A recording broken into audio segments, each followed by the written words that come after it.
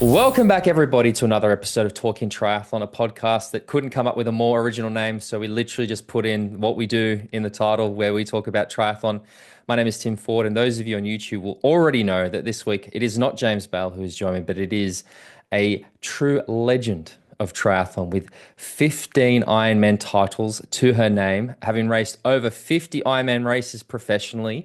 It is, of course, Belinda Granger. Belinda, how you going? I'm very good, thank you. And thank you for having me.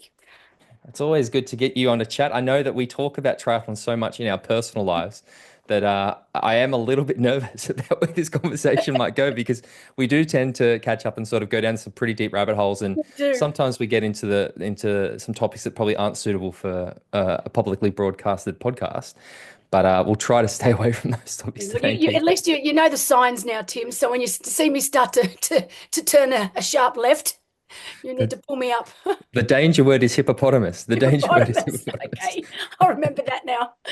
BG, how you going? How's things? Not bad, not bad. I've got a few little niggles. You know, we talk about getting older, and each year, obviously, I get a little bit more. Oh, what's the word? What's the word? Things don't come as easy. There you go. Things don't come as easy. So, the running isn't as easy as it used to be. And I have a tendency to always hang around people that are younger than me. So I automatically think that I'm their age and I think that I can do what they do. And I soon find out fairly quickly that the old body doesn't want to behave all the time. So I've got a few little niggles that I need to get sorted before I jump on an aeroplane and head over to Europe for the season. But hopefully they're only they're minimal damage done. But I've got a little bit of an angry Achilles at the moment, and it definitely needs fixing before I jump on an aeroplane. Fair enough.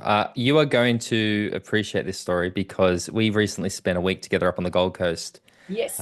And do you know what? I caught the bug when we were up there, and I have been doing something a few times since we were together on the Gold Coast. What? I've been doing surf lessons. Ah, no way. Yeah. I, I can tell you I have not been. My One of surfing us, days started and ended that day. one of us lives near the beach, one of us doesn't. Guess which one it is that's been doing surf That's lessons. I've been funny. going to, there's this place in Sydney called Urban Surf, which is like a man-made Yep, wave pool. Yeah, so I've been yep. going there and doing That's surf cool. lessons. So It yeah, was a certainly. fun day, but yeah, that's another thing that as you get older, Tim, the patience wears thin. So I gave it a good hard crack for about 30, 40 minutes and then decided that was enough. Sat on the Well, beach. for people playing along at home, we did this surf lesson, and yeah, there's what 16, I don't know, 17, 18-year-olds, and then there's me, you, and Will McCloy. And at one point, I saw you swimming. I thought, shit, has Belinda lost a board or something? Because you'd gone in, you'd I gone the got in, shits, you'd left the got rid of surfboard on the the board. surf, and then you came back in to swim, and I just saw you and thought, oh, has she lost the board? What's Belinda doing? No, I had But a you're gut. just out there having a swim. I done. No, but it was good fun, and I actually do enjoy surfing. I think that day that was just so messy in the water, and as long as the athletes were having fun, which they were. And isn't it crazy though when you have such an elite group of young adults, and they were from, as you know, a variety of different sports, but they were all so good. Even seeing like the netballer and football player like Makaleda, and they were actually doing so incredibly well. And I just thought, oh, I can't compete with this. These youngsters are just too good. I'm going to look like the weak link here. So I exited the surf early. No, it was good, but it was a good week up there. Yeah, for people, I'm sure you've heard me talk about this before on the podcast, but the Phoenix camps that I do, Belinda is one of the mentors, one of the driving forces of those camps. And yeah, we just did one, yeah, like just what, two weeks ago or something like Two that. weeks ago, So that's right. Brilliant. it One of was the best very. camps we've ever had. It was brilliant. Now, the other thing I'm going to give a little plug to, and it's something I've sort of I've teased on this podcast a bit the last few weeks, months, but it is ready to go, and that is my other new podcast that I'm launching, which is called The Endurers, which is a triathlon endurance mental health podcast, where I interview athletes in the sport and have some pretty open and honest conversations with them. I interviewed you for that show, it's probably about a month ago, but this week, this Friday, we're going to be putting out the first episode 0, and then from next week on, we're going to start releasing the first of the 8 episodes that are going to come out. So you're going to be episode 2. So you'll be coming out a couple of weeks after this comes out. But yeah, so we've so far got Tyler Mislachuk, Belinda Granger, India Lee, Sky Monch, Emma Jeffcoat, Wow. And we're still going to do a few more interviews before then. But that's me and Will McCloy. So we actually recorded our pre and post Belinda chats yesterday, BG. So it was a good 45 minutes of me and Will just talking about how great you are. So I'm sure you'll enjoy that. What a great concept too, Tim. Thank you. Talking, I mean, we there's so many podcasts out there, as you know, talking about the sport of triathlon, but not often do we actually get into the nitty-gritty and talk about subjects that, not so much taboo, but just unspoken, Mm. just because they're uncomfortable. So I think that's where this podcast is going to differ from any others that are out there. Is it asks the difficult questions and you get the difficult answers, the responses, and just off the athletes that you've got so far, all athletes that I admire and respect so much, and who I know are going to be brutally honest. So I can't wait to listen to them. They'll be great. And I think the thing that I've like personally really enjoyed about it so far is I mean, every time I've done one, I do the interviews with these athletes, and every single one, there's some little piece of gold Mm. that I take away. And I think that's sort of the point is if people are listening who maybe, aren't, it's something they've not really thought about that much or whatever, or are very early on in their stages of sort of trying to take proactive steps to help with their mental health. There's so many little things that you'll pick up because I really do believe that what happens in it, on a triathlon course, the emotions, the difficulty, the struggles, everything we do is somehow relevant to something that we'll experience in life. There's always sort of lessons you can learn. So enough of that plug. One more plug. If you guys enjoy the podcast, want to support the podcast, head to patreon.com/talking triathlon. You guys know the drill by now, WhatsApp group, bonus episodes, all that good stuff. Belinda Granger, we are here to talk all sorts of things this week. There's plenty to discuss, but I thought a really good place to start is with you about Challenge Roth this year, because you are the power force behind Challenge Roth. You are the reason that we have the athletes on the start list that we have. So give us a little bit of a rundown about what's happening in Challenge Roth this year. Yeah, it's going to be an interesting year for the first time ever. Oh, I mean, obviously, I've been going there since 2004, and I think since then there's only been 2 years that I've missed, and one of those was obviously during COVID. So this will be my 20th year at the event. I've done raced it 10 times, and this will be my 10th time working the event, and it's the first time ever that we've had a field that includes so many first timers at a top level. Mm. So top tier pro triathletes, but have never raced Roth before. So, and it's not just never raced Roth, excuse me, never raced a full distance um, triathlon before. So, for example, Frederick Funk, he's one of the best middle distance athletes in the world, but this is the first time that he will be racing over the full distance. And you've got Aaron Royal in the same boat. And the list, Vincent Louis, Vincent Henrik Louis. Skuman. Yep, yeah. I mean, and that's just the ones I'm thinking of. There's some other athletes that maybe not as top, like Tom Hug, who's a German athlete. That's while he's not as well known as these others, he's still a very good athlete and a very good runner. So I'm really keen to see what he can do over the marathon. But then alongside these athletes, you've got the more established athletes that are also racing. So it's just going to be a really nice mix of the inexperienced versus the experienced. And I like that because for the first time ever, I really don't think we have a clear winner or favorite, excuse me, for the men's race. For the women's race, it's of course a little bit different because we have Laura Philippe racing and she's unbelievable. Current um, Ironman World Champion, not too Yes, bad. it's going to be exceptionally difficult for any of the other women to topple Laura. But you know as well as I do that it's an incredibly long day out there and anything can happen. But yeah, all things being equal, that's going to be a tough ask for any of our professional women. But the men's race, yeah, I still think it's going to be a very open affair. So I'm really looking forward to seeing who's going to come across the line in first place this year. I mean, you say it's sort of, going to be very, very difficult for a female to beat Laura Phillip. But I mean, you're talking about those sort of first timers. I believe now, don't fully quote me on this, but I believe Grace Theck, who's on the start list, it might be her full distance. And I saw that when she raced Geelong 70 point, I think it was Geelong 70.3. I might be, she ran like crazy fast run split compared to, she ran like 7 minutes off the top of my head faster than Natalie Van Koeverden, who won the race. So clearly can run. So maybe, again, you're right. It's going to be a pretty big hill to sort of overcome. But I still think there's enough interest in sort of unknowns in that race that could sort of mix it up a little bit. And again, as we have said on this show, and I'm sure you've said, over that distance, literally anything can happen. Like we've seen, Jan Frodeno going off the front with Magnus Ditlev and having a pull out at the beginning of the run. We've seen Sam Laidlow trying to go with Magnus, pop a calf. Mhm. You know, Magnus seems to be, I guess, the factor in those races. But for me personally, I'm actually quite happy that we don't have a Magnus Ditlev in the field this year because he has been so dominant the last few years. Absolutely. That's exactly what I said to Felix. I said, as much as I love Magnus, he's an incredible athlete. Amazing. But sometimes if we keep turning up with the same field and the same race dynamic and the same race tactics play out, it can get a little bit boring. And I really want a race this year that's exciting, that's ever changing. And with the field that we've got, and with these new first timers that have really got nothing to lose, nothing to prove, because it's their first time. They're still learning. It's the athletes that have been tried and tested, have been doing it for years now. They're the ones that are probably going to be playing a little safer, whereas these others are just going to lay it all on the line. And that's what we want to see, because that's when you get an exciting race, because you get the people that blow up at 30 at the 30 kilometer mark. And I mean, I've been guilty of that back in the day when I was still learning. And then you've got others that, for whatever reason are able to make it all the way to the finish. And I just want to see an exciting race amongst these first timers and also the more experienced athletes. I mean, I'm looking at the men's list now. You sort of touched Sam Laidlow, Vincent Louis, Jan Stratman, Frederick Funk, Henry Schoeman, Mino Koolhaas, Tom Bishop, Bart Arnotts, Matt Hansen, Dennis Chevreau, Peter Heimrich, Aaron Royal, Andy Dreitz, Jesper Svensson, and then I also saw Maurice Clavel, Jack Moody. Like, there's so many names there that there's already just in my head, I can see so many different scenarios I'm playing. Like, I mean, Sam Laidlow, firstly, I put his health sort of concerns aside. Yeah. Let's say a fully fit Sam Laidlow.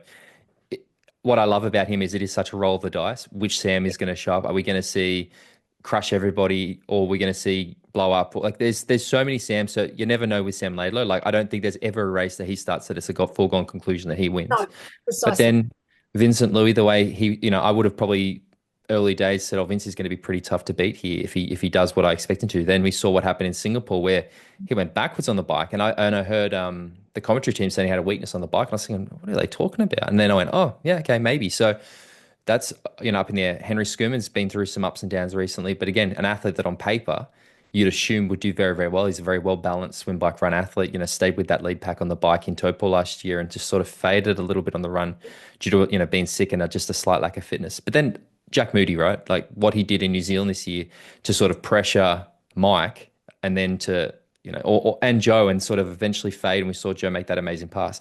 It all just leads to what I think is going to be some really, really exciting racing. And yeah, I'm very, very excited for Roth this year. I think you've done an excellent job of filling the race. And again, I know we discussed this on the other show, but I think that the landscape is really tough at the moment in It terms is. of. Absolutely. Um, I Yeah. mean, this is probably going to naturally lead to that. But one of the discussions I've had with a few people, probably more offline than on the podcast, though, is with the way that the triathlon schedule is these days, with the fact that we've now got the Ironman Pro Series, we've got the T100 Series, we've got Challenge, we've got all these different races, Super League, Super Tri, WTCS.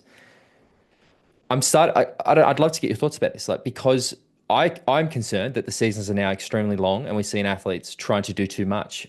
Yeah. I'm not sure that triathlon actually has the depth to maintain this amount of racing. And I don't mean, look, we can get a pro field at any race. That's not going to be a challenge. There's lots and lots of pro triathletes out there, but I'm talking about like really good, proper Yeah. pro races. And I mean, you it's also interesting to get your perspective on it because you've sort of got the cap of, trying to recruit for Challenge Family. But you also raced in a time where there weren't so many Ironman races. You raced in a time where there wasn't an Ironman every weekend. Like to win an Ironman title was a big deal back then. What's your perspective on it at the moment? Yeah, it's such a great question, and I've been having conversations with several people over and over again about the same thing. And I said it in a call one night to my core team. I said, and that was after the we knew the T100 was a big deal, and they were going to take the top 20 athletes, and off. Also, we had the Ironman Pro Series. I just said, well, my job as pro liaison for Challenge Family just got exponentially harder overnight because of this. And it's true. It's been so difficult. For example, the championship, which is our key event for the year. We've got Challenge Roth, we've got the championship, which are two of our events which we can offer, significant prize money and also significant pro packages. And I tried to get our two defending champions back this year, thinking it wouldn't be such a difficult job. I looked at the schedule. I thought, where the championship is placed, it fits in nicely. But I couldn't get either. So both Kyle Smith and India Lee turned it down, and it's not worth their while well, in their eyes, it's maybe not worth their while is not the right way to say it, but obviously, if it was worth their while, they would make it work, and they both said no. And India Lee would have been going for her third consecutive win, which is in this day and age, Tim, to win something 3 times in a row is almost unheard of. The only athlete I know that's done it of late is Ash Gentle with Noosa Try, winning it 10 times or something ridiculous. Or Magnus with Roth, to Or be honest. Magnus with Roth, precisely. It just you could count them on one hand. There's not many of them that have been able to do it. And I know back in my day that was a big deal. To be able to win a race, to come back and defend was one thing, but to do it again 3 times was almost unheard of, and it meant something. But it obviously doesn't mean enough. And it's been really, really difficult. And I think a really great example of what you're saying is the season too long? Is there too much choice now? And is it actually counterproductive for the athletes? Well, let's look at T100 Singapore and look at the original field that was supposed to race. Yeah. I mean, far out. How many athletes weren't able to race, either due to being sick or being injured or racing another race? I mean, we know visa issues, yeah. Visa issues with Paula, Taylor Knibb for personal reasons, but let's be honest, it was because she wanted to concentrate on Ironman Texas, and I have no problem with that. That's an athlete's prerogative, but already we can see cracks forming, that these athletes are not able to, we're asking them to do their first race in February, March, April, and then we know that the last race is in December. I mean, is there any other sport in the world, Tim, that demands a 10 to 11 month season? It's ridiculous. So I just don't think it's humanly possible. And what's happening is we're having to see athletes like take breaks, pick and choose races. But where it becomes a problem, for example, with the T100, where you have athletes that commit, that sign an agreement saying that they will race that particular series, and they know they've got it there in black and white on their agreement what is expected, then they're not able to service that agreement through either being sick or injured or whatever. And I think that's where we've got issues. It's funny. Another thing that really upsets me, and again, we're seeing it now with the championship, we have all these athletes. If you saw the original start list for the championship and athletes that have entered, you would have said, oh my God, Belinda, that is a phenomenal start field. But what we've got all these athletes that have entered because they've all been sent in registration to enter. They've entered, but then they've obviously with no intentional racing or things have changed. And now I'm having to go through this start list knowing that these athletes are not going to be on the start line, but they haven't bothered to email me and tell me. I mean, come on, Tim, how hard is it to send a really quick email to me saying, you know what, I registered, but I'm not able to come. Please remove me from the start list.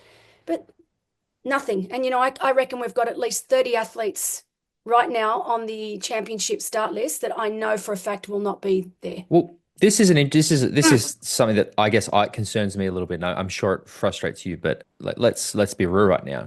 Challenge Roth sells out instantly. And it is one of those very few triathlon races in the world that, literally it is not an easy race to get into. I've had people ask me if I can ask you for entries, and you're like, Tim, any other race, I will do what I can. Challenge Roth. No. Yeah, but honestly, Challenge Roth is still one of the races out there that pays decent appearance fees, that pays bonuses. Like there's a lot of what Challenge Roth I think does for pro athletes in particular. It goes above and beyond that race is selling out, guys. Whether Patrick Lang and Magnus Ditlev face off again, the race is selling. If you have Jan Frodeno there, if you have Christian Blumenfeld there, it ain't going to move the needle in terms of registrations, which is primarily how Roth makes its income. I know that there's blah blah blah blah blah, and it kind of sometimes feel like it is like if they continue to do this, if they continue to nah.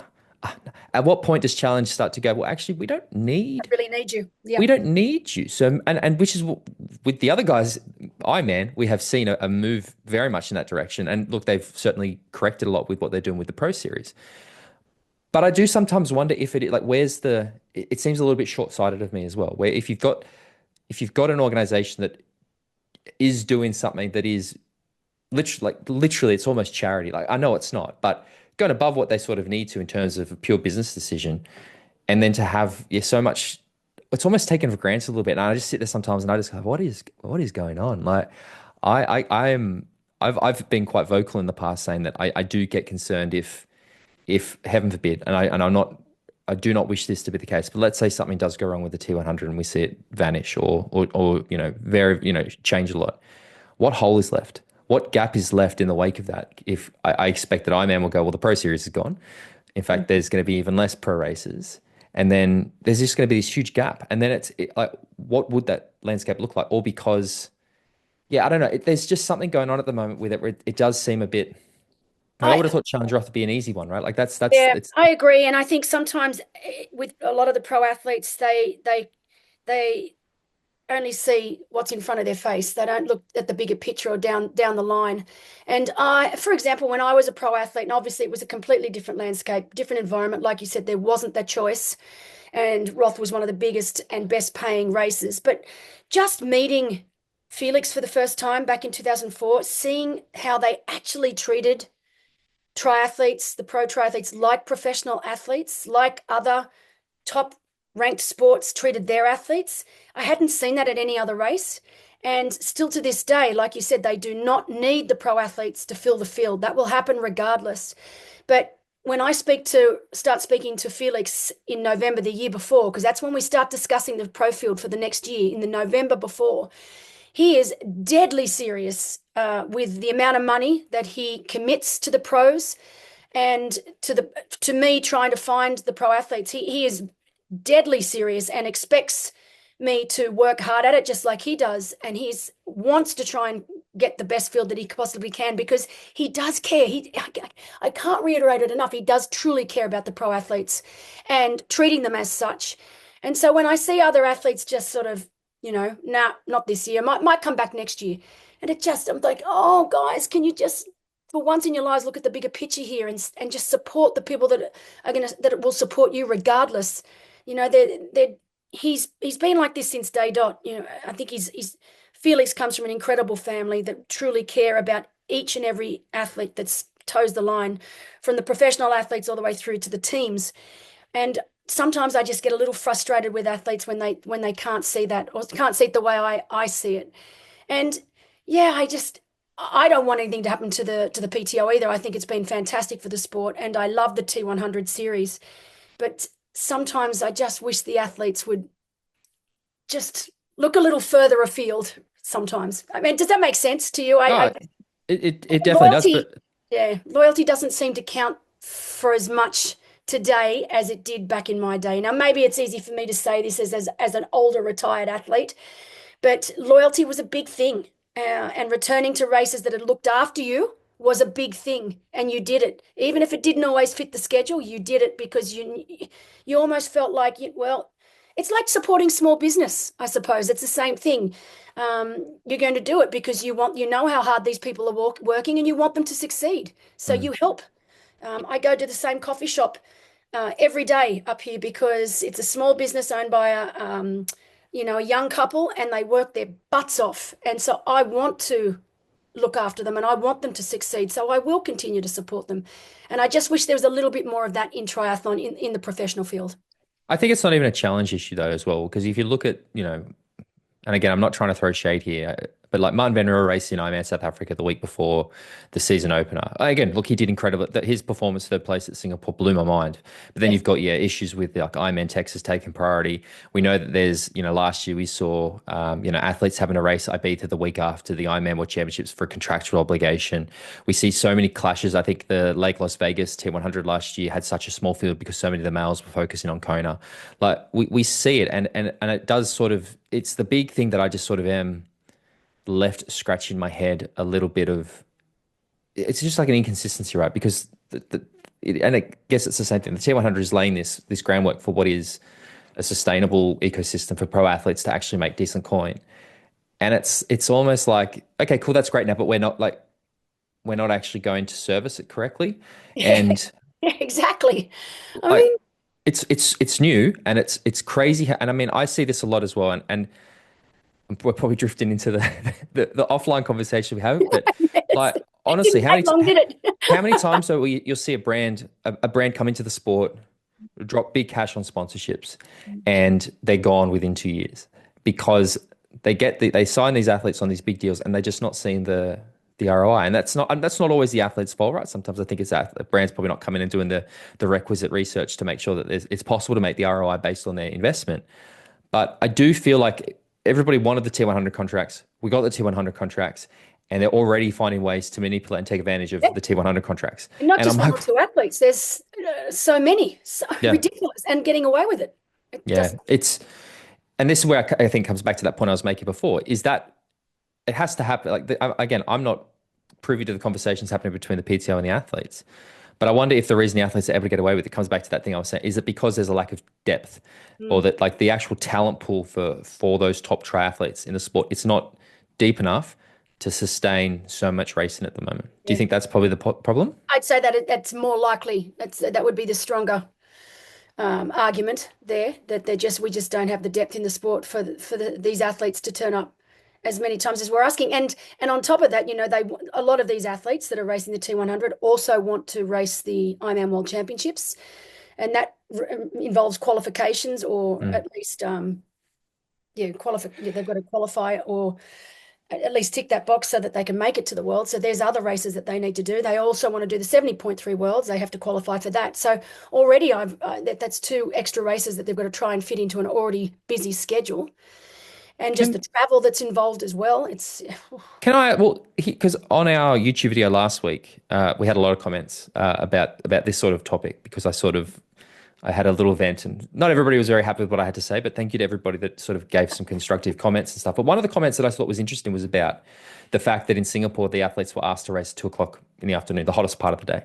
And somebody was saying, I'm sorry, I can't remember your name at the moment, but was basically it's irresponsible of the PTO to expect the athletes. It's already going to be tough to race in Singapore. For example, me and my wife have just entered the Singapore half and marathon in December. It starts at 4:30 in the morning because they know how hot it gets in yeah. Singapore. Yet we're expecting these 20 athletes or 40 athletes to race at 2 o'clock, hottest part of the day in Singapore, one of the hottest countries in the world. Like, Mm. is that all? But is it? It's very easy for us to sit here and say, yeah, it's like the athletes are just taking the piss. But if everything, and I'm assuming, again, I don't know, but I'm assuming that's a broadcast decision. They're looking at Yeah, time zones, when's best for yeah, broadcast in terms of Europe and stuff. sure it would have been. Does it feel irresponsible to do that to the athletes too? And are we then wondering why there's that level of like, oh, I'm not feeling very well. I just went too hard in training the week before. I'm not going to be able to start. Like, is it maybe a case of, and again, I don't know the answer because it's chicken egg, right? We need the broadcast to grow the sport. You have to do things that are going to make the broadcast as good as possible. But I don't know, maybe the season opener in Singapore with those time zones isn't the best way to start the season. I'm not sure, but do you think that there is probably a responsibility? And this is not just a T100 thing, although I think they're probably the best example because Ironmans are always before an amateur race. But yeah, what do you think in terms of the organization of yeah, maybe some irresponsibility with something like that, like putting the Yeah. athletes in what is a kind of dangerous situation? And look, I can speak with experience here because obviously throughout my career, I found out very early on that where my strength was these exceptionally hot and humid races where it was just basically last man, last woman standing. So I did a lot of racing in around Southeast Asia. I raced Ironman Malaysia, I think 3 times. I raced Ironman China, and these were all in exceptionally hot conditions. I raced in Thailand a bunch of times. And while I didn't necessarily like racing in the heat, I seemed to be able to cope with it better than others. But in saying that, all of these races, every single one of these races I did started at stupid o'clock in the morning. Mm. So as soon as that sun was up, the gun would go off and we would start. And yeah, it was even then it was exceptionally hot. So I couldn't even imagine starting at 2 in the afternoon. We had a race recently, an inaugural race in Abu Dhabi, Sabani Yas, and I must admit, when I got there and they told me that the pros weren't starting till 10 o'clock, 10:30, I was like, ooh, far out. And as it was, that bike ride, it was 41 degrees Celsius for the pros. Jesus. It was, yeah, crazy. And to the events, obviously we were worried about the heat, and the event organizers were brilliant in that they decided early on that the run loops were going to be too big, so they did shorten those run loops so that they had aid stations pretty much every few hundred meters. And the athletes said if it wasn't for us changing that run course to the new run course, they're not sure they would have been able to make it through. But because we did, because we were able to make those changes late in the piece, the athletes were all, I think it actually cooled down a little bit. The bike was really the problem.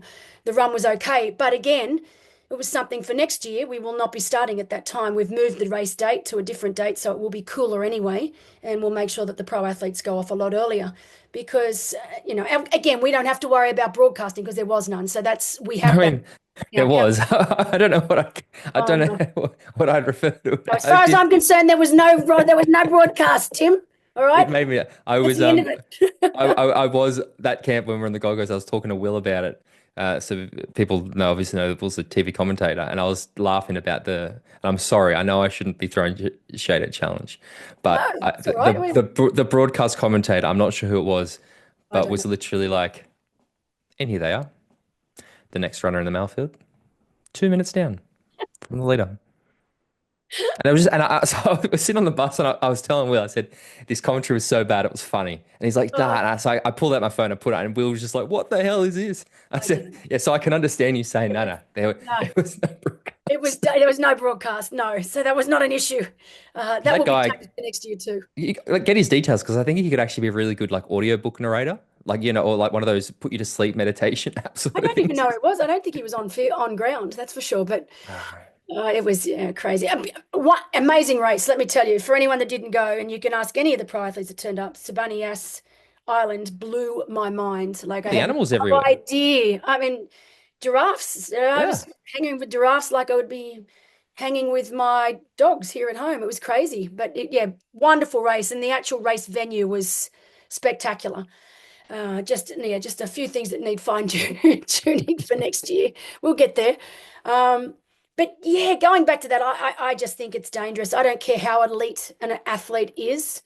Uh, Making any athlete race in conditions that are borderline is not only asking for trouble there and then, but what about the rest of the season for these athletes? We saw what happened to Sam Laidlow. He never really recovered properly from what happened to him in Kona because he just pushed the envelope that little bit too far in such extreme conditions. And now he's paying the price. Can, On Sam Laidlow, this is I'd actually now again I know you don't know much more than but you're close with Sam Laidlow, so you probably have slightly more insight on this. And I am asking you to speculate right now. But one of the things I've been wondering with Sam is obviously we saw what happened in Kona last year, which was horrific and is definitely I think a massive contributing factor to this. But I wonder, and I think I've discussed if we look at his 2 years running up to Kona last year, it's been anything but smooth sailing. There's a heat incident in Lanzarote. We saw him have the calf tear. We saw him had COVID 2 times. There's just been a series of things where, to me, now sort of looking back with hindsight, going, this kid's clearly on the limit. This kid's clearly pushing that envelope constantly.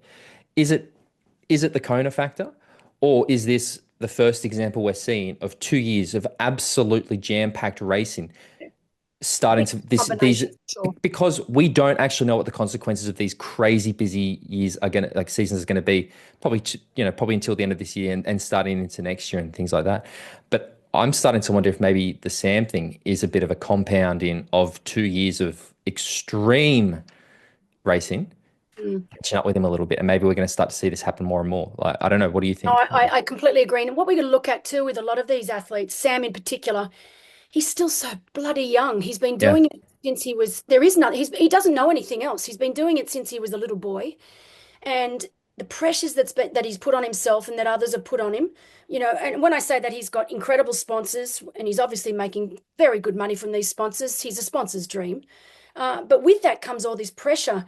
And I think with Sam, I think his immune system is shot to pieces. I think he's definitely got issues there, and that's why we're seeing all these things like getting COVID several times, getting injured, uh, suffering in the heat so severely, and what that's doing to his immune system. And it's like brick after brick after brick after brick, and it just gets to a point where the body just starts to say, you know what, I can't take this anymore, and it's just basically stopped for him. And he's slowly but surely making his way back, and he's doing all the right things, eating all the right foods. And it's not even the things he's doing within the sport either.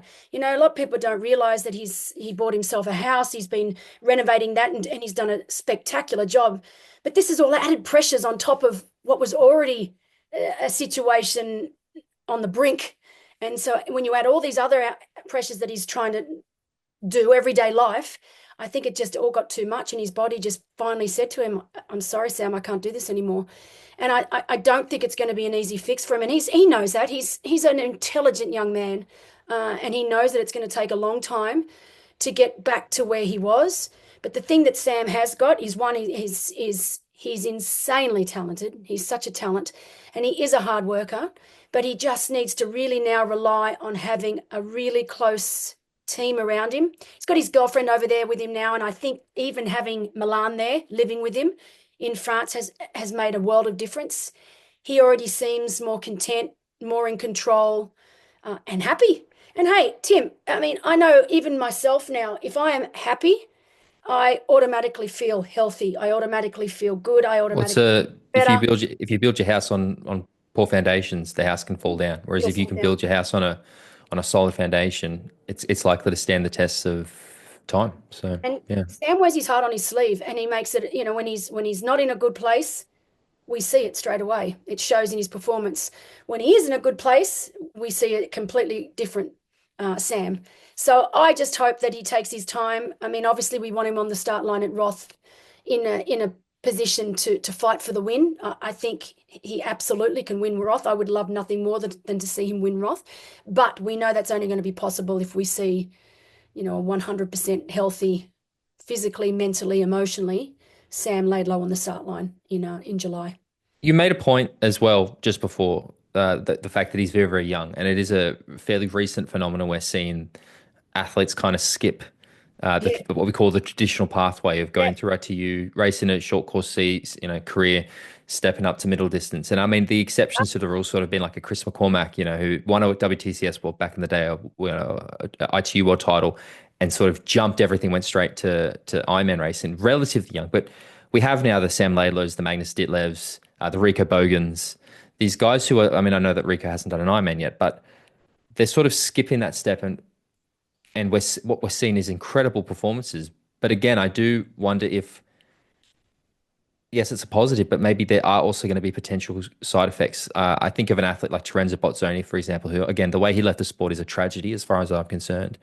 But speaking with Macca about Terenzo, he used to always say that his athlete age would be much older than his biological age because he trained like an absolute madman from such a young age that like the bill always comes due at some point, right? And I wonder if we are going to start to see an impact on athlete careers as a result of so many people going to such extreme racing. And they're not doing Ironmans in 8 hours 20 like they used to, or 8 hours 15. they're We're all talking 7:30 Ironmans. Like if you it's basically a mandatory requirement to go sub 7:45 now to win an Ironman.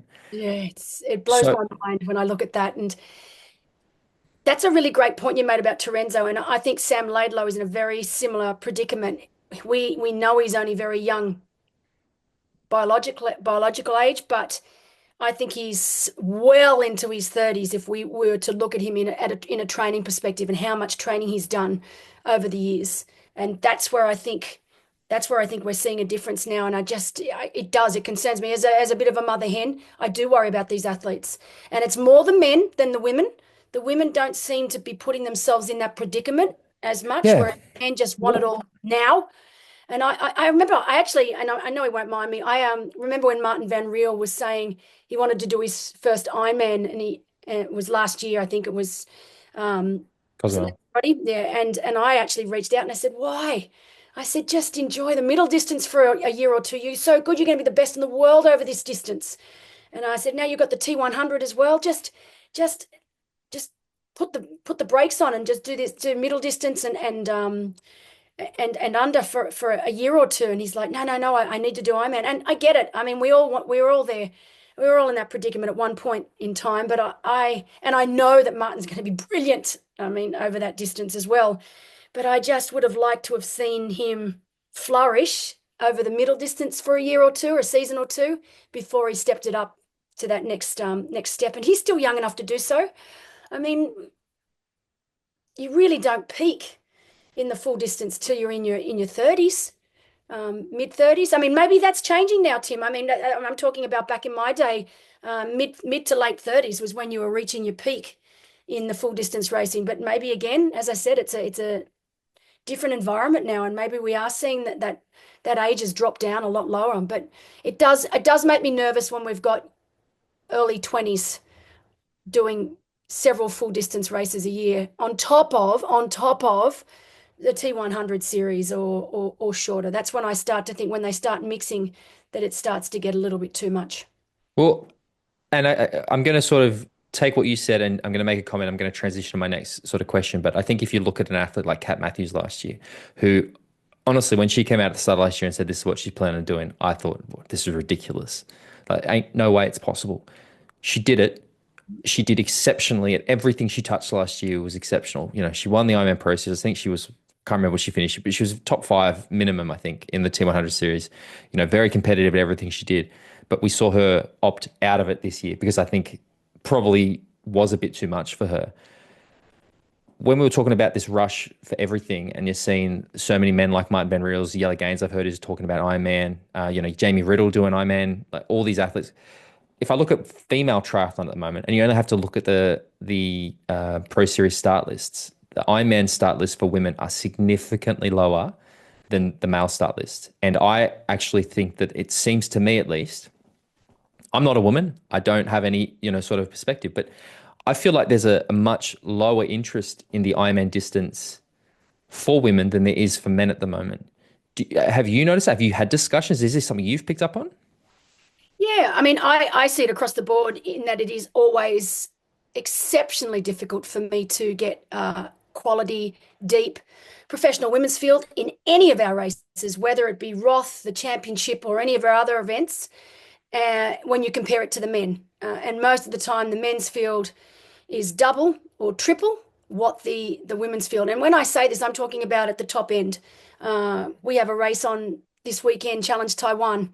And it's an awesome race. It really is. It's in a little town called Taitung, which is such a quirky, cool little town. I could not fill the women's field. So we've only got 5 women racing, yet we're paying top 6. The men's field, you know, I think there are 18 men or 16 men racing in comparison. And every single one of these athletes is being helped. So it's not like they're all on their own. They're all getting something.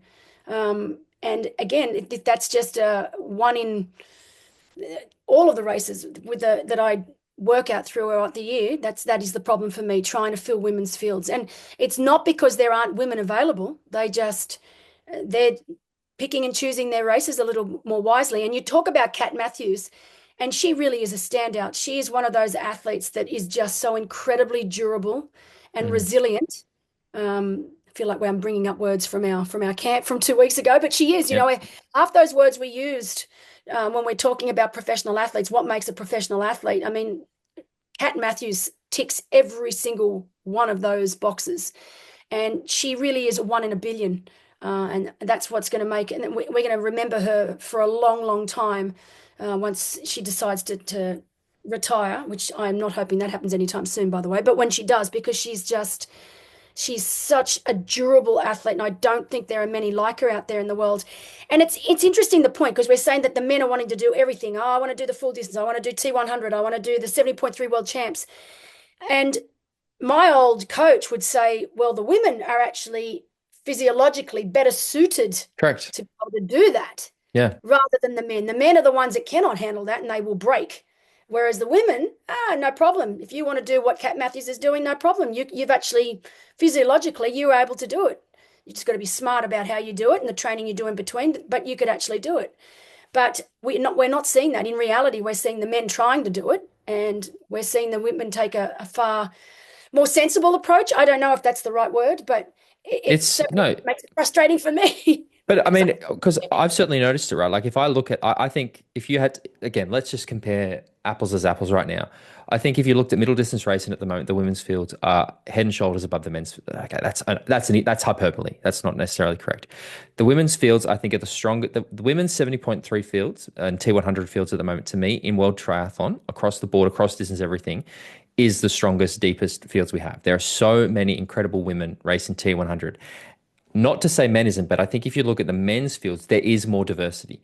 Where women's Ironman, there's some incredible athletes, but I could probably name that those like standout athletes: Laura Phillip, Lucy Charles-Barclay, Kat Matthews, Chelsea Sodaro, Taylor Knibb, sort of roughly on one hand, whereas men, there's so many more. And I feel like the women's middle distance, like I still think there's this huge opportunity for female professional triathletes to focus on the Ironman distance at the moment.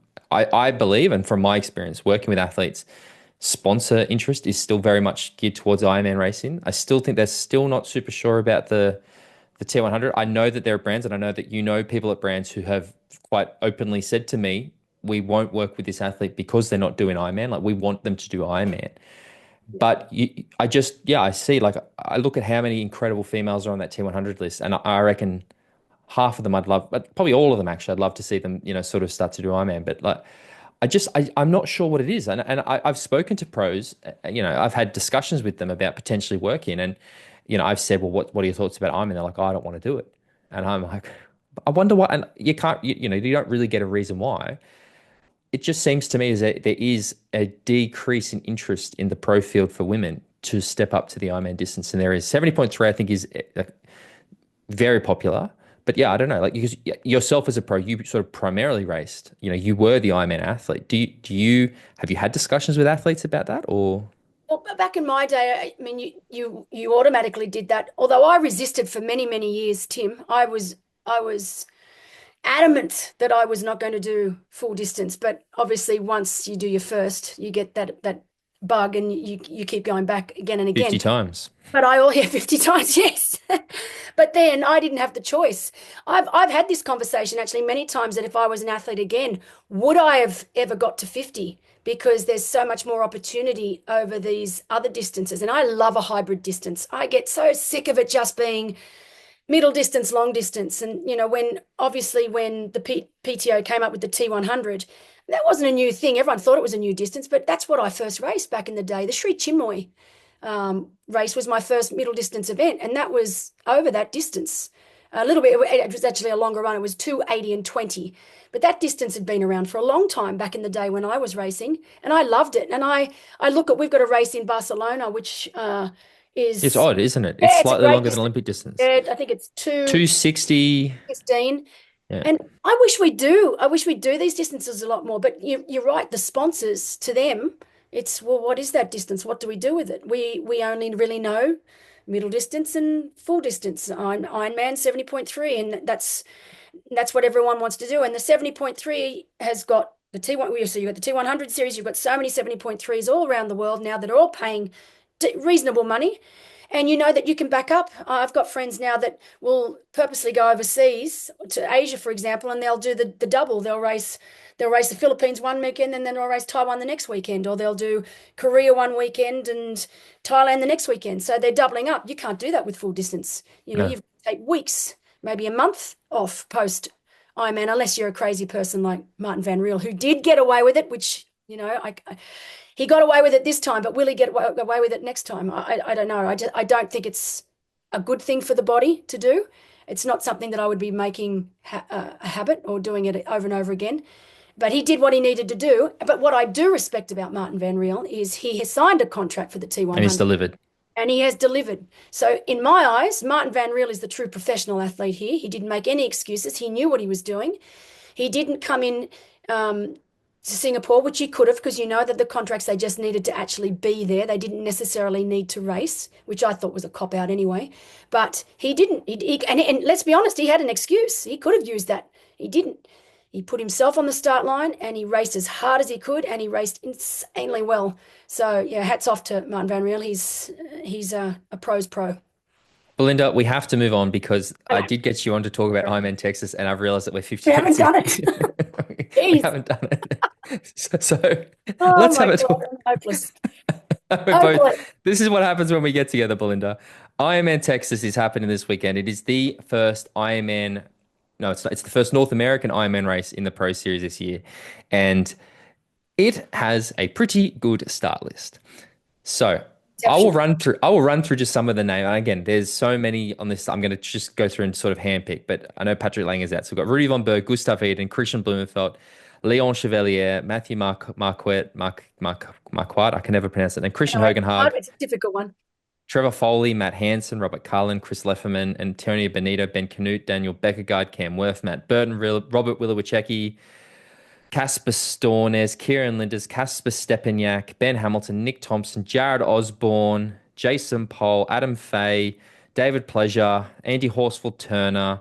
In the women's race, we've got Kat Matthews, Taylor Knibb, Chelsea Sodaro, Alice Albers, Daniela Lewis, Regan Holyoke, Haley Chura, Steph Clutterbuck, Tamara Jewett, Chloe Lane, Sarah Svensk, Teresa Adam, who's on a few start lists this year. Mm.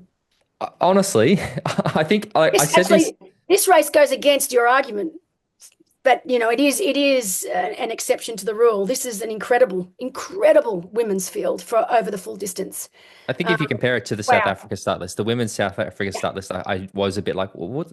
Not to, again, not to discredit again, incredible results, but I saw that and was like, what's happened? There's a big, you had anyway. Um, let's start with the women's race because I really think that you're potentially looking at the Kona podium. I know. The top three names on this list Blows could my potentially be mind. the Kona Oh, podium this year. yeah. Um, how do you think this women's race is going to go, Belinda? Oh, the most difficult thing about this race for me is it's still quite early. I mean, we're in April. Yeah, and for a lot of these athletes, it's their first race of the season, and there's always, even though the training could have been going really, really well, no injuries, no sickness, you're coming into this really fit and healthy. It's still the first race of the season, and we saw after Singapore with some of those results that were quite a surprise. For example, Julie Deron and Ash Gentle. No one expected them to have the races that they did there. I'm sure they didn't. But it happens when it's the first race of the season. Sometimes it just takes that one race to dust out the cobwebs. Even if everything in training has been going smoothly, going perfectly, a race is a race. It's completely different to training. So it's a tough one because for a lot of these women that I'm looking here at the start list now, it is their first race for the season. And there's that little bit of that unknown that goes into that. But yeah, it's got, you would imagine those top three, Kat Matthews, Taylor Knibb, and Chelsea Sodaro. Obviously, Kat Matthews at the top of the list because she just is so incredible when it comes to training and racing. You know that if she gets on that start line, she's going to give 100%, whatever that 100% is. She's got, I think, what is it, 5 Ironman wins to her name now. She's 2 times. And Um, this race the last 2 years in a row. Yeah, this race 2 years in a row. That's right. So she knows it. So she's familiar with the course. She knows the conditions. Whereas Taylor Knibb, she's done this distance once. It was a world championship, Yeah, but no way. it was, She you finished know, second, no, third, wasn't it? third. I Third, can't remember. fourth. Nobody remembers. I remember. No, no, no, I Nobody know. remembers who doesn't finish She first. led. Let's be honest. She led the bloody race for a long while, and she seemed to be loving every second of it, which is crazy. Um, But again, she's of the three, she is the least experienced over this distance. But what she lacks there, she more than makes up for in her Raw exceptional, talent. her talent. I don't know if there are words to even describe this woman. She's unbelievable. And the fact that she missed the T100 in Singapore because she did not want to disrupt training for this event, she is 100% serious coming in, as you'd expect. I mean, it seems silly me even saying this to her, but you know that she means business when she lines up on the Well, weekend. I know discussing with Chris, Macca, and I'm not like he's adamant she's going to win Kona this year. Like in his mind, he has no doubts. He's like Taylor Knibb is going to beat everybody in Kona. And I think when I looked at this start list, that was sort of probably hijacking Chris's comment. I tend to trust what Chris says, but I think I looked at this and went, it's a foregone conclusion for me. Taylor Knibb wins this. Not even a doubt in my mind. And then starting to discuss it with other people, and you think about what happened in Topol last year, where yes, she won the race, but Kat was closing the gap to her. And if that run had have been maybe a marathon, what would the gap, or Would have would been the a different bike, outcome. or would the bike have been double the distance, so the gap would have been twice as long? Like, what I look at this and I'm not so certain anymore what happens. I think that Kat Matthews is such a strong runner, and she's an incredible runner, but she's a strong runner. that I could see her running that gap down. I don't expect the gap to be as big as a lot of people expect. Kat Matthews is an exceptional cyclist as well. The swim, I think there'll be a bit of a gap. Taylor will have a nice little advantage out of the swim. Kat Matthews will not make up time to Taylor Nib, I don't think, but maybe minimize the losses. I don't know. I don't know what, and I expect that she'll outrun Taylor Nib. That's just what I'm expecting. I wonder what gap Taylor Nib needs or can get over Kat Matthews off the bike to sort of like that's again, I don't actually know what the numbers are, but that's the sort of little question mark I have in my head. I sort of see it as a race between those two, and I don't know why I'm not really factoring Chelsea Sodaro, and I definitely should. She's a current former world Ironman champion. We saw her come back and podium behind Kat last year in Nice. Uh, yeah, I think it's for me, it's between those two. Mm. Yeah, I don't know. I still think on paper, I mean, if there was a gun at your head and you had to choose, I suppose you'd say Nib just because she's so incredibly talented. But that doesn't mean that she doesn't have a weakness, and I think her weakness could still be the marathon. Yeah, Uh, same. That's the only question mark, right? But also, this is a very non-technical bike course. And we've seen Taylor Nib in races, the spots where she has lost a bit of time. I think back to, was it Dubai last year, or it might have even been Ibiza, where India Lee was, every time they go through the technical sections, the gap would sort of close. And the second they get out on one of those long straights, Taylor would extend that gap even more. This is yeah, those two long straight laps out on the highway where it's Taylor Nib country, basically. Uh, yeah, I don't know what the answer is, Belinda. I'm not sure. and yeah, I think the thing with Taylor too, and again with Kat Matthews, it's the first race of the season. And with Kat Matthews, that doesn't always mean that we're going to see the best of Kat Matthews being the first race of the season. And that's no disrespect to Kat. I think the way that she plans her season, the way that she trains throughout is brilliant. That's why she is definitely hands down the most consistent female pro athlete in the world by a long shot. Agreed. The other women, they pale into insignificance when you look at how great Kat goes over the entire season year. So I don't know what Kat Matthews we're going to have in Texas, whether it's going to be the Kat Matthews that's still working her way up to peak fitness, or because at the end of the day, if Kat wants any chance of beating Taylor, she needs to bring her A+ game to this race. 100%. Is she going to be able to this early? I don't know. And with Chelsea Sodaro, again, we know brilliant athlete, brilliant runner, coming in on a new bike, coming in on a new coach, coming in with new sponsors, new management. It's been a lot of big changes for Chelsea. But again, similarly to Sam, I think Chelsea races best when everything is going well and when she is happy. Mhm. And I think we've got a very content and happy Chelsea right now. So I'm really excited to see what Chelsea can do this weekend because she's another exceptional athlete. And when she's happy and healthy, we get to see spectacular things from her. So I hope that we see that too. Again, being a little bit of a mother hen, I want to see all these athletes coming into these races being able to race at their best and just genuinely loving what they're doing. Hmm. And you can see that straight away. And it reflects in so many of their performances. And so I think that will be the podium. But in saying that, Tim, there's always, every time we see big races like this where we've got really, really good deep fields, there's always an upset. So who would you choose, who would you look at as being an upset that could possibly rock the boat or I Uh, there's a huge question mark for me over what we're going to see Tamara Jewett do. She's definitely got that weakness on the that's bike, but such a good runner. But first time I'm going first to go time. with I'm going to go with Teresa Adam, only because in the past we've seen Teresa Adam be so strong. Mm. And I'm not sure. I feel like I'm not sure if she's been taking a couple of years off racing or something, but I haven't seen her name mentioned for a while. She's been sick for a long time, um, with quite a horrible immune issue that I don't even think you ever fully get over it, but she's in a good place right now. And I think I don't know if we'll ever see the Teresa Adam of old, Maybe I but won't say she's that then. certainly, she's certainly making her way, doing everything she can to make her way back there, which is great. It's great to see her back on the start list. Well, Teresa Adam to me at her best would be the one that I'd say could be a surprise, or not a surprise. She's that sort of outside chance for me. But yeah, based on that, maybe not. But yeah, I'm going to stick with Teresa Adam just because I'm very, again, keen to see what she can do. Mm. Let's talk about the men's. Yeah, it's pretty hectic in terms of. The, I Honestly, mean, Yeah, ridiculous. yeah. I don't even really know where to start. I think, look, to me, I'm going to go with Christian pretty early just because I think he's going to be going to this race with a bit of a chip on his shoulder after Oceanside's flat. We saw him run that solo 107 angry uh, Incredible. to prove a point. Uh, Fancy doing that from that far back, knowing that you've got nothing really to gain from it, but that's just Christian, isn't it? yeah. It's Did you you wanted to see? prove a point. Those two made me properly laugh this week, where it's the video where Gustav is talking about shaving his head, and I don't know if you've seen it, and he's like, "Here's an example." And he goes to Christian, and Christian's like, "No, no, this is optional. This is optional." That made me laugh so hard. He's a very funny guy. I don't know. Um, Half the time, I don't know if I'm laughing with them or at them. that's probably the pleasure of it, right?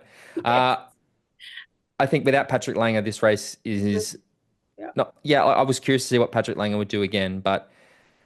I mean, there's so Rudy von Berg has just been consistent, sort of. He was really good in Kona last year.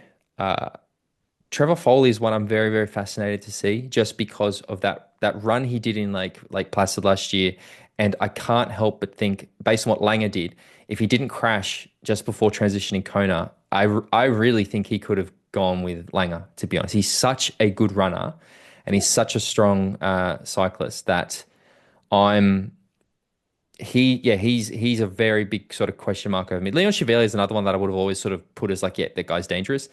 He was so far off the pace in Yeah. South Africa a few weeks ago. But again, first race, he's had time to fine tune, tweak a few things. We know Leon's got what it takes. So I'm hoping that he comes into this race, having dusted off the cobwebs of at Ironman South Africa and ready to give it some this race. But again, yeah, the thing that worries me about this start list is it's so deep. I do worry about the pack because I think it is going to be fucking enormous.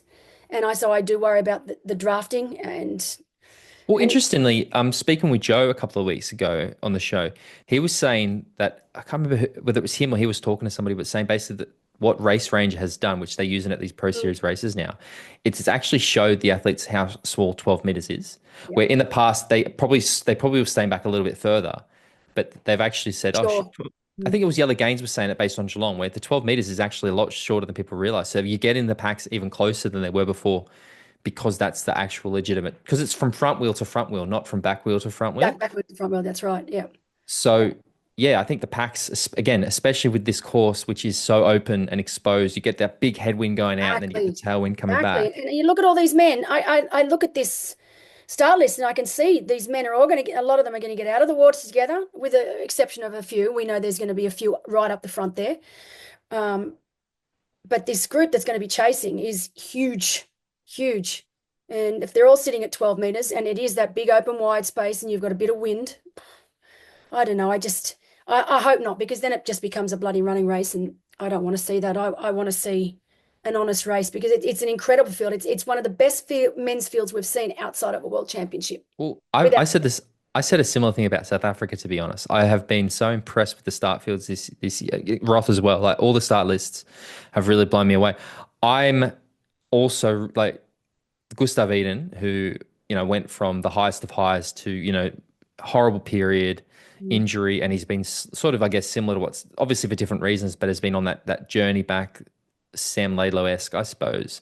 Uh, you know, podiumed in Oceanside, probably didn't quite have that sharpness on them that we're used to seeing. You know that at Ironman, you don't need that same sort of top end to be a good runner that you do at, 70.3. And again, whether it's just lip service, but I saw Christian saying on a pre-race video this week that this is the best form he's seen Gustav in since he won Kona.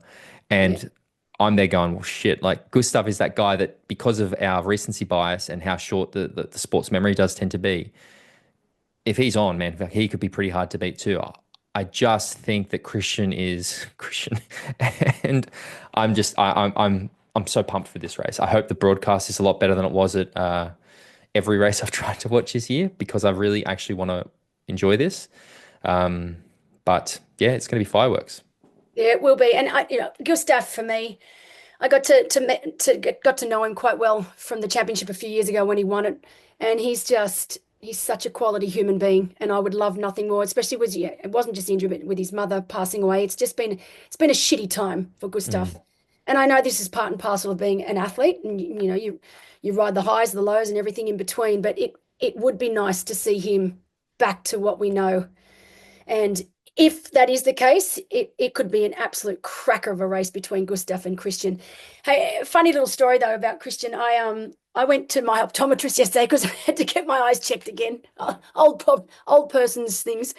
And this optometrist was actually quite a young guy, and he's not a triathlete at all, but he was asking about what I did, and I told him. So he said, "Oh, during COVID, in lockdown when I couldn't work, he goes, I started thinking about triathlon, and I was wondering how that these professional athletes fit in three different sports and how that was possible, and whether I could start doing it." And anyway, he said, I YouTubed two athletes. He said, I didn't know who to YouTube, but these two seemed the most what was the word he used, like incredible. And I said, oh, who were they? He goes, well, one was Christian Blumenfeld or Blumenfield. And I said, oh yeah, Christian Blumenfeld, yeah. He said, and the other was, he's a crazy man, and he didn't even need to tell me. I said, oh yeah, Lionel Sanders. He goes, yeah, Lionel Sanders. I said, well, you just chose two of the greatest male athletes that you possibly could have chosen, both completely different personalities, but both insanely good and insane at the same time. But he said he was fascinated by Christian's story, about how he was chosen by, they had these Test days. Yeah. Yep. And then you've got Lionel's story, which is complete opposite. He was an addict that decided to change his life around. But two athletes from completely different spheres, from different walks of life, coming into the sport, both highly successful. And that just coming to that point, I'm so bummed that Lionel's not racing, because I just think whenever Lionel races, he always adds that little bit of extra spice to Well, it for a start list. Belinda, I'm challenging you now. 2026, I want to see Lionel Sanders racing Challenge Roth. That's Yeah. your mission. Make it We have happen. been trying to get him there. Honestly, we almost did it one year, a couple of years back. He was going to come, and I can't remember what happened, but He obviously. doesn't go to Europe very much. He doesn't seem Oh, he to. doesn't. He's a creature of habit, the old Lionel, and I think again he likes to race where he feels comfortable.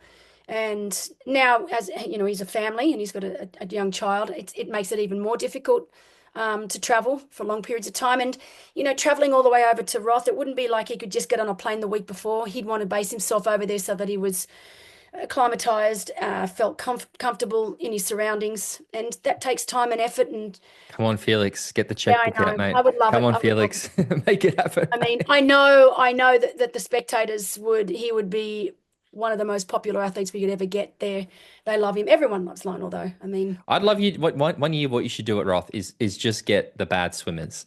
You get all the bad swimmers. So you get the Sam Longs, the Lionel hey, Sanders, the Joe Magnus used to be one of Skippers. them. What happened And when we first got Magnus? He was a shocking yeah, he swimmer. was a terrible And now, swimmer. I know. Jesus, now So he's on let's in just the get front pack. let's get all the shit swimmers together, and we'll just have a challenge Roth with these ultimate bike runners, and we'll just have this absolute fire race. It could be amazing. And then just maybe put one really good, put like a Vincent Louis or a Henry Schoeman or somebody. So we have the one really fast swimmer, and One they're just little, getting yeah. chased down all day. It's like the fox being chased by the hunters. Oh, In love it. Anyway, Belinda, thank you so much for joining us this week. It has been an absolute pleasure. You guys can follow her on Instagram, or I don't know, wherever you guys want to support See me at challenge the race. races. It's a good Hopefully, way. yeah. See me at If the you race. ever if you ever see Belinda at a race, I encourage you to just go up and say hello. You'll probably have to set aside 15 minutes of your life minimum, Exactly. but always up for a Love chat. the Always chat. such Love a the chat. positive. Genuinely, Belinda, you do so many positive things for this sport. So I'm always very grateful for that for you. So thank you so much for joining us this week. It's been a pleasure. Loved it. No, so guys, if you want to find out more, Talking Triathlon on Instagram, we have the Patreon, as I said at the start, patreon.com/Talking Triathlon. You can find me at Instagram at tford14. Head to YouTube. That's where you can watch the show and give us comments. That's where we get the best discussions about the episodes. So yeah, that's it. Belinda, thanks for joining us. We'll be back next week. Until then, talk to you later.